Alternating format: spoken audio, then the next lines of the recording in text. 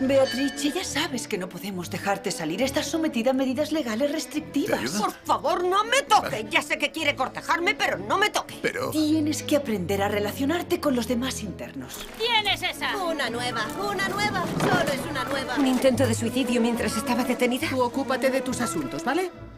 Perdone, ¿es usted la doctora? Beatrice, ¿qué haces?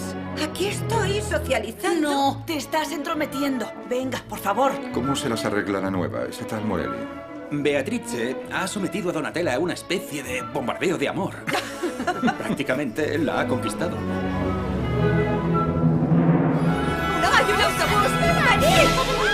¡Está prohibido! ¡No, no podemos irnos! ¡Chaval! Por favor, esperemos a que anochezca, a ver si aparece. ¡No! ¡El coche no! ¡Mi coche! Por Tchaikovsky.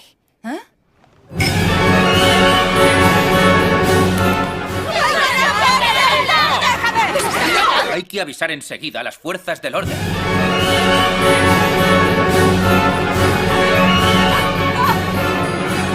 ¿Estáis locas? Según algunos informes parece que sí.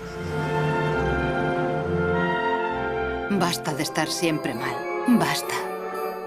Quiero estar bien. Queremos estar bien.